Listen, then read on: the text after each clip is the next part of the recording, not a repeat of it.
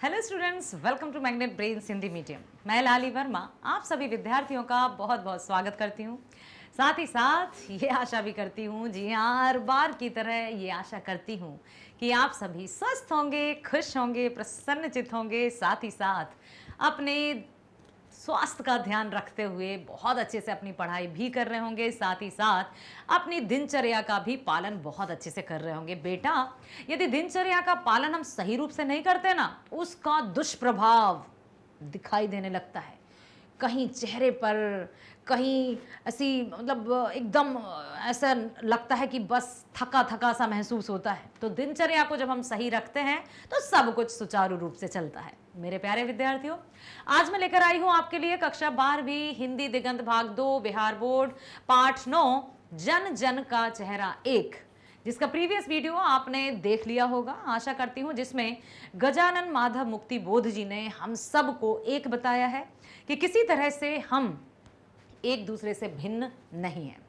अब करने वाले हम बिहार बोर्ड सॉल्यूशंस, जिसमें हर एक प्रश्न को ध्यानपूर्वक पढ़िएगा, सुनिएगा, समझिएगा, ताकि आप उसका उत्तर सही तरीके से कर सकें, लिख सकें। ठीक है? और जब हमें प्रश्न समझ में आ जाता है तो हम उसका उत्तर भी अच्छे से लिख देते हैं। चलिए चलते हैं पहले प्रश्न की ओर। प्रश्न है, जन जन का चेहरा 1 से कवि का क्या तात्पर्य है? क्यों कवि ने कविता का शीर्षक दिया जन जन का चेहरा 1? क्यों? तो जन जन का चेहरा 1 कविता ने अपने में एक विशिष्ट एवं व्यापक अर्थ समेटे हुए है। ये शीर्षक ही उस कविता के अर्थ को स्पष्ट करता है। कवि पीड़ित, संघर्षशील जनता की एक रूपता तथा उसकी समान चिंतनशीलता का वर्णन करता है कि किस तरह से जो पीड़ित हैं, जो शोषक हैं, जो संघर्षशील हैं, उनकी जो चिंतनशीलता है वो एक समान होती है, अलग अलग नहीं होती। कवि की संवेदना विश्व के तमाम देशों में संघर्षरत जनता के प्रति मुखरित हो गई है, जो अपने मानवोचित अधिकारों के लिए कार्यरत हैं। एशिया, यूरोप, अमेरिका अथवा कोई भी अन्य महादेश या प्रदेश में निवास करने वाले समस्त प्राणियों के शोषण तथा उत्पीड़न के प्रतिकार का स्वरूप एक जैसा है। उनमें एक अदृश्य एवं अप्रत्यक्ष एकता है जो दिखाई नहीं देती। अदृश्य मतलब जो दिखाई नहीं देती, अप्रत्यक्ष मतलब जो प्रत्यक्ष रूप से दिखाई ना दे, जैसे डायरेक्ट, इनडायरेक्ट, प्रत्यक्ष, अप्रत्यक्ष। तो जो स्पष्ट रूप से या प्रत्यक्ष रूप से हमें दिखाई नहीं दे रही है, फिर भी उसकी जो आंतरिक शक्ति है, जो भावनाएं हैं, वो एक समान है। तो यहां पर कवि ने यही कहा है कि जो संवेदना है, संघर्ष है, जो अन्य भावना है, प्रेम की भावना, क्रोध की भावना, या फिर हम कहें कि पीड़ा की भावना, वेदना, ये सब की एक रहती हैं भावनाएं। यदि कोई दुखी होगा तो उसके चेहरे पर जो भाव दिखाई देंगे वो समान होंगे। ऐसा नहीं है कि भारत के चेहरों का दुख कुछ अलग दिखाई देगा, दूसरे या विदेशी लोगों के चेहरों का दुख कुछ अलग दिखाई देगा। सब एक हैं, इसमें कोई समानता नहीं है, सब एक हैं। ठीक है, चलते हैं आगे।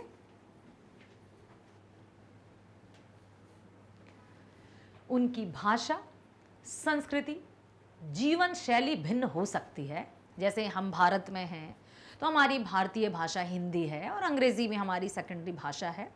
और यदि भारत में भी कई बोलियां बोली जाती हैं, कई भाषाएं हैं। ठीक है, तो भाषा, बोली, वेशभूषा, खान पीन अलग हो सकते हैं, लेकिन फिर भी सबकी आत्मा, सबके विचार, सबके हाव भाव, खुशी जब होंगे तो प्रसन्नता का भाव दिखाई देगा, दुखी जब होंगे तो नीरसता का भाव दिखाई देगा, क्रोध में होंगे तो आंखें लाल लाल होंगी। ऐसा नहीं है कि यहाँ के लोगों का क्रोध में कुछ अलग चेहरा है, दूसरे स्थान के लोगों का क्रोध में कुछ चेहरा अलग है।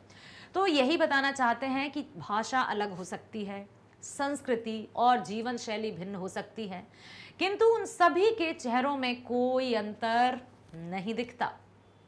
अर्थात उनके चेहरे पर हर्ष, विषाद, आशा, निराशा की प्रतिक्रिया एक जैसी होती है। समस्याओं से जूझने का जो स्वरूप एवं पद्धति है वो भी समान है।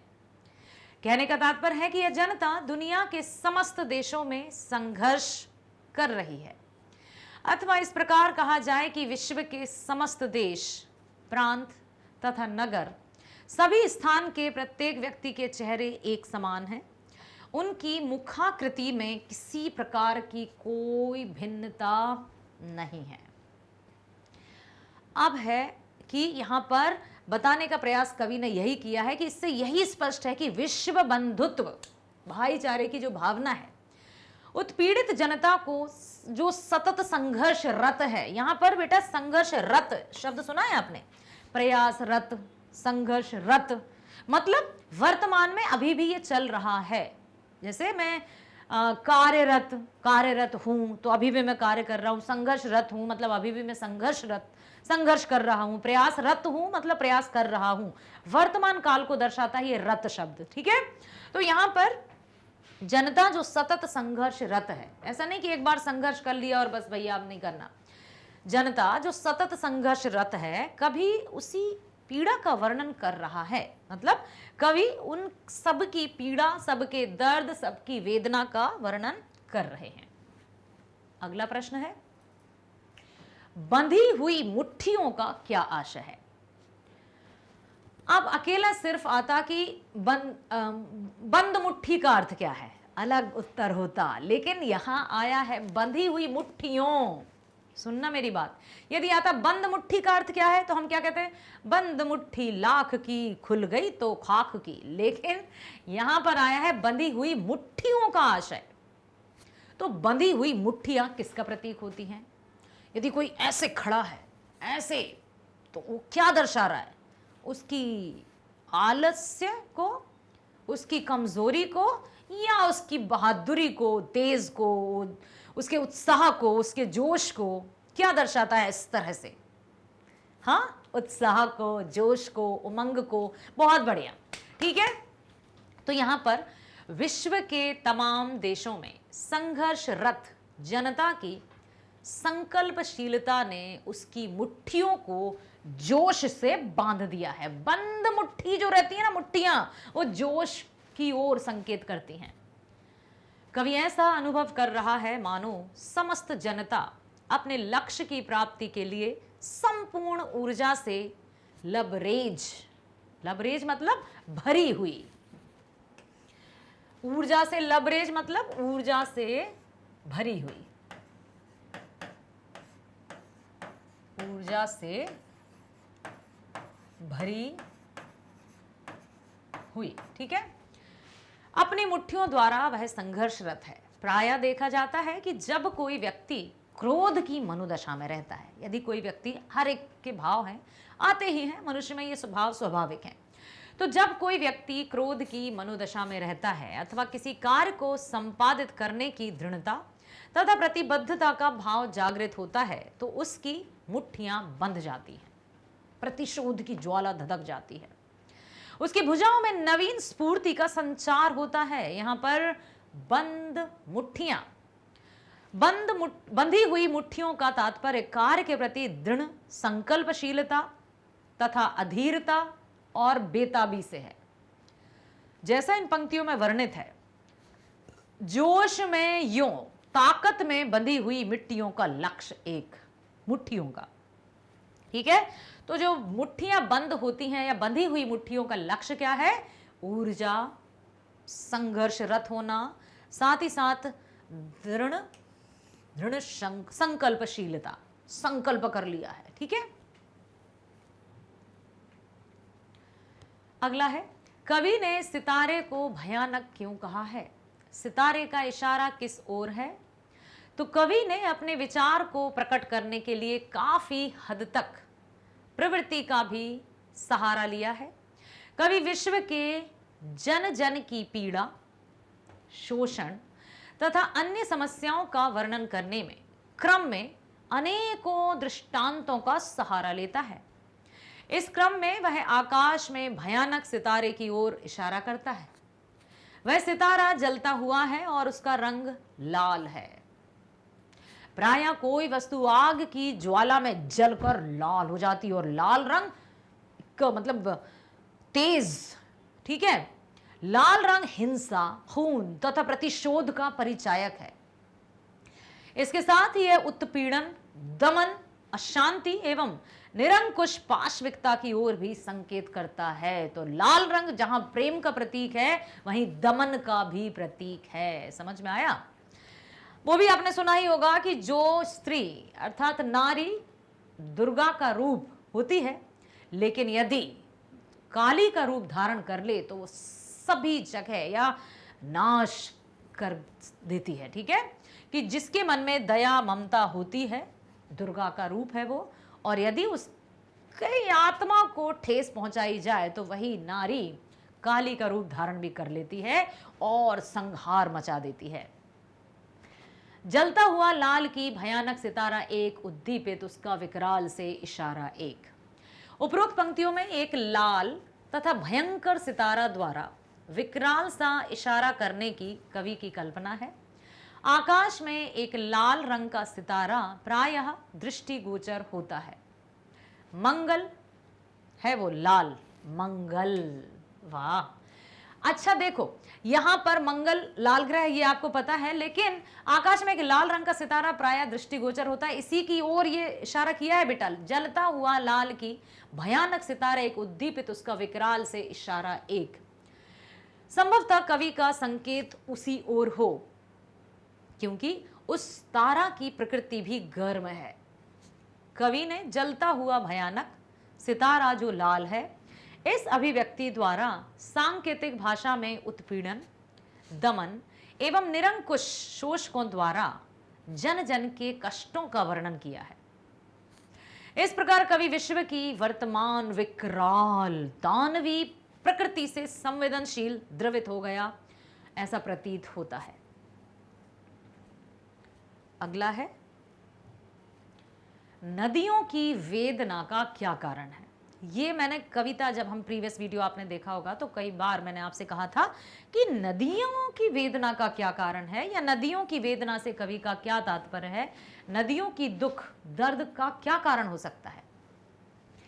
नदियों की वेगावती धारा में जिंदगी के धारा के बहाव कवि के अंतः मन की वेदना को प्रतिबिंबित करता है। कवि को उनके कल कल करते प्रवाह में वेदना की अनुभूति होती है।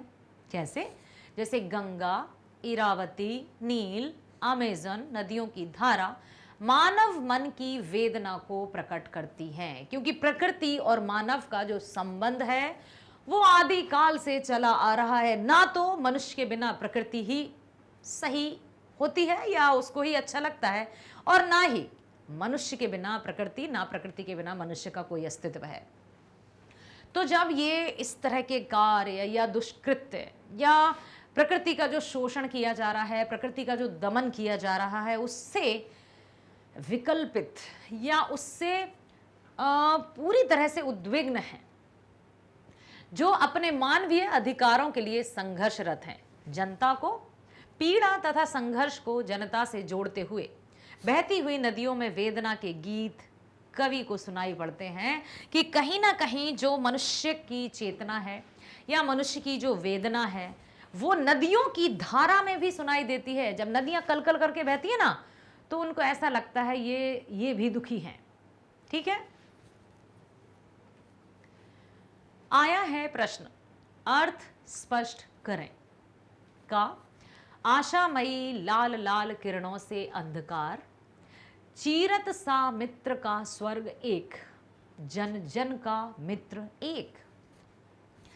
आशा से परिपूर्ण लाल लाल किरणों से अंधकार को चीरता हुआ मित्र का एक स्वर्ग है, वह जन जन का मित्र है। कवि के कहने का अर्थ है कि सूर्य की लाल किरणें अंधकार का नाश करती हुई मित्र के स्वर्ग के समान है। समस्त मानव समुदाय का वह मित्र है, अर्थात अंधकार शत्रु है और सूर्य की किरणें मित्र है। ठीक है, तो कहता ना कि भाई जीते जी स्वर्ग की प्राप्ति हो गई। स्वर्ग किसे? जहां सुख, समृद्धि, हंसी खुशी है, वो स्वर्ग है। तो यदि अंधकार छाया हुआ है और सूर्य की किरणों ने उस अंधकार को चीर दिया और उजाला ला दिया, तो वो हमारा मित्र हुआ। विशेष अर्थ यह प्रतीत होता है कि विश्व के तमाम देशों में संघर्षरत जनता जो अपने अधिकारों की प्राप्ति, न्याय, शांति एवं बंधुत्व के लिए प्रयत्नशील है, उसे आशा की मनोहारी किरणें स्वर्ग के आनंद के समान दृष्टिगोचर हो रही हैं। अगला है, एशिया के, यूरोप के, अमेरिका के भिन्न भिन्न वास स्थान, भौगोलिक ऐतिहासिक बंधनों के बावजूद सभी ओर हिंदुस्तान, सभी ओर हिंदुस्तान। अब यहां पर यही बताया है कि देखिए, फिजिकली या भौतिक रूप से हम सब एक दूसरे से भिन्न हैं। कोई भी बिल्कुल पूर्ण रूप से एक दूसरे से समानता नहीं रखता है, ना ही बाहरी रूप से, ना ही आंतरिक रूप से। फिर भी कवि गजानन माधव मुक्ति बोध जी ने सबको एक बताया है। क्यों?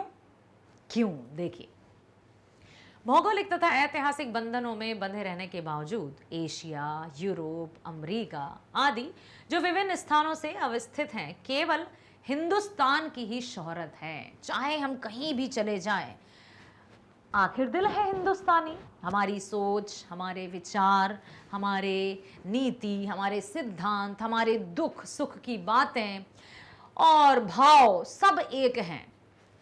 इसका आशय है कि एशिया, यूरोप, अमेरिका आदि विभिन्न महादेशों में भारत की गौरवशाली तथा बहुरंगी परंपरा की धूम है। भारतवासी पूरी दुनिया में बसे हुए हैं। सर्वत्र भारतवर्ष की सराहना है।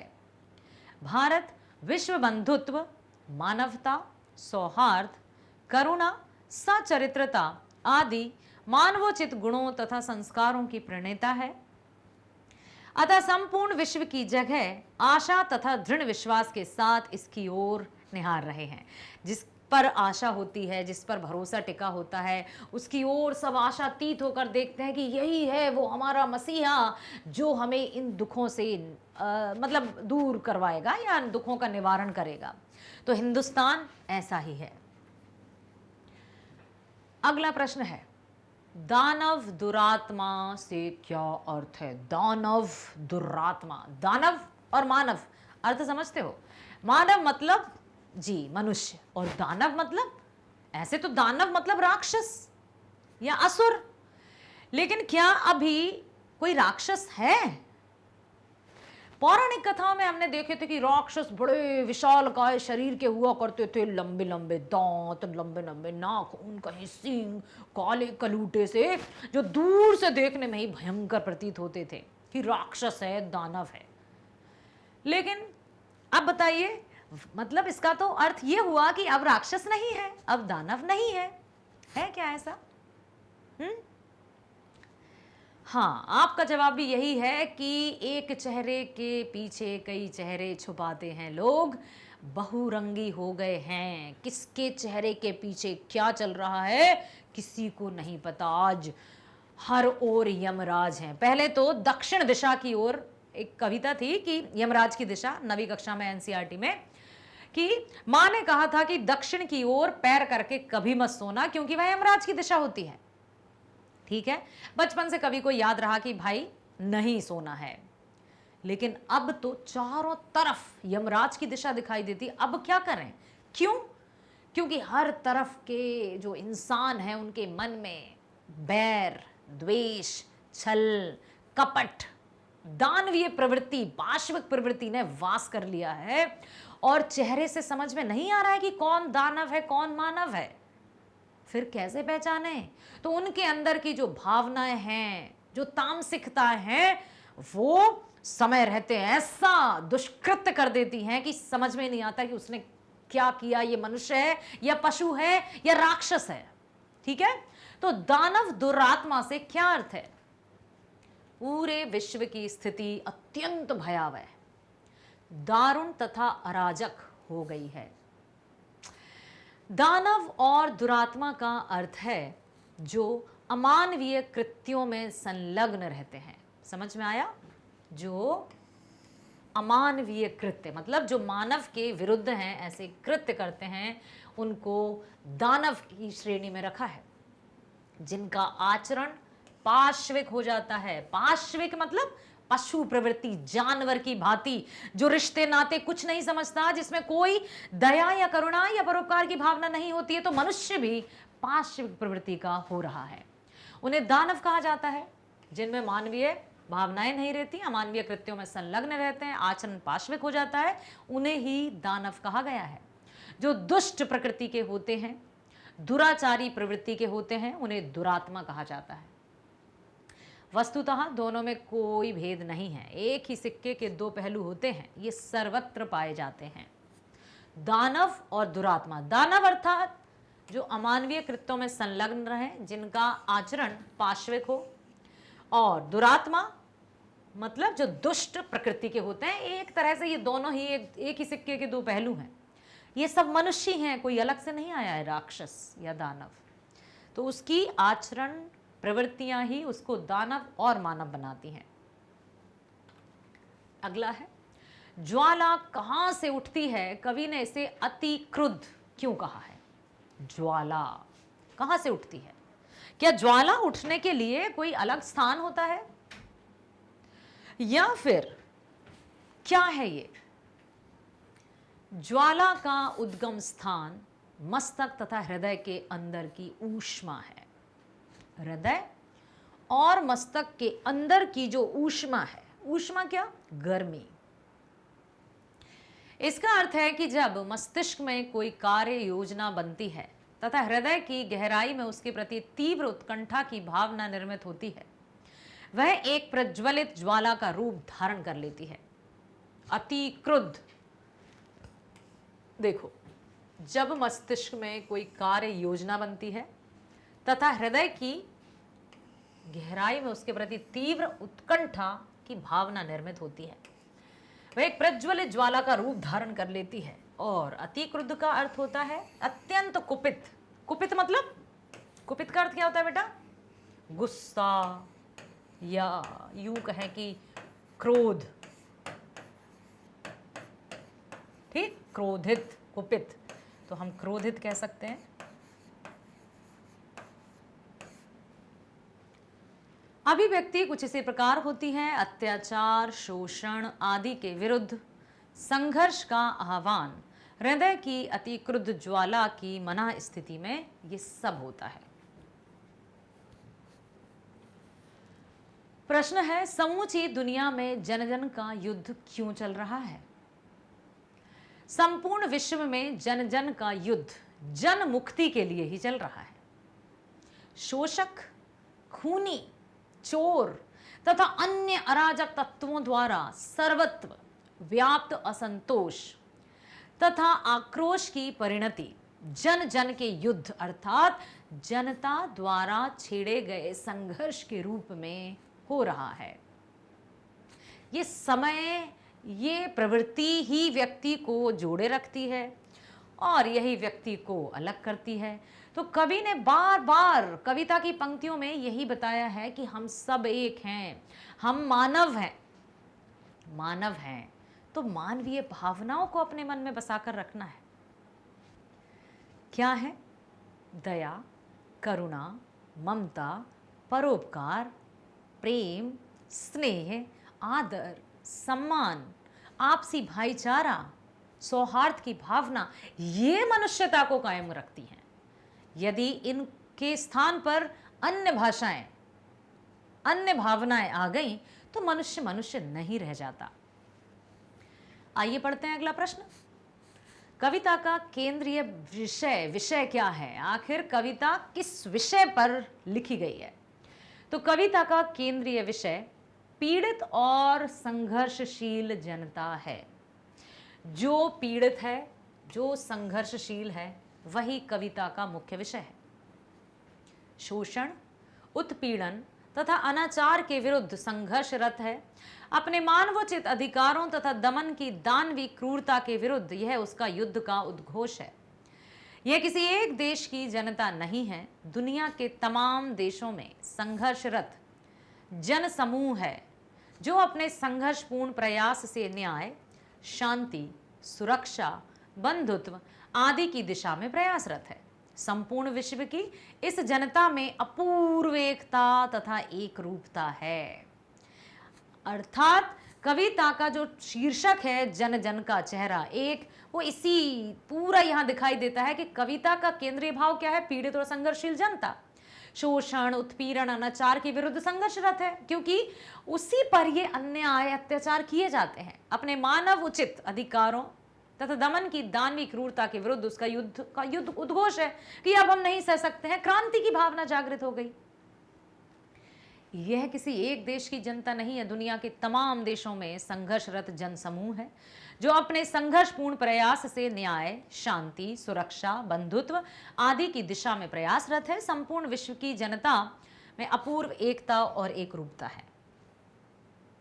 ठीक यही बताया है। प्यार का इशारा और क्रोध का दुधारा से क्या तात्पर्य है? बहुत अच्छा प्रश्न है। प्यार का इशारा, क्रोध का दुधारा, तो गंगा, इरावती, नील, अमेजन आदि नदियां अपने अंतर में समेटे हुए अपार जल राशि निरंतर प्रवाहित करती हैं।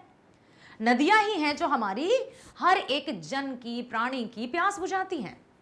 उनमें वेग है, शक्ति है और अपनी जीवधारा के प्रति एक बेचैनी भी है। प्यार भी है, क्रोध भी है। प्यार एवं आक्रोश का अपूर्व संगम है। उनमें एक करुणा भरी ममता है तो अत्याचार, शोषण एवं पाशविकता के विरुद्ध दोधारी आक्रामकता भी है। प्यार का इशारा तथा क्रोध की दुधारा का तात्पर्य यही है कि न केवल वे एक ही तरह से बह रही हैं, अर्थात ऐसा नहीं है कि नदियां, यहां पर कहने का तात्पर्य यह है कि मनुष्य के जीवन में सुख ही सुख नहीं है, दुख भी है। यदि दुख है तो दुखी दुख भी नहीं है, सुख भी है। दोनों तरह से यहाँ पर नदियों का उन्होंने कितना अच्छे से उदाहरण दिया है कि इनकी जो शक्ति है, धारा है, उसमें भी एक बेचैनी है। कभी वो आराम से बहती है, कभी झड़झड़ झड़झड़ करती हुई, कल कल कल कल करती हुई तेज बहती है। तो उसका क्रोध, उसकी शांति, उसकी शक्ति, सब कुछ है। ये मनुष्य किस तरह से मनुष्य का शत्रु हो गया है, उस आधार पर नदियों का भी जो नदियों की भी जो गति है वो परिवर्तित हो जाती है।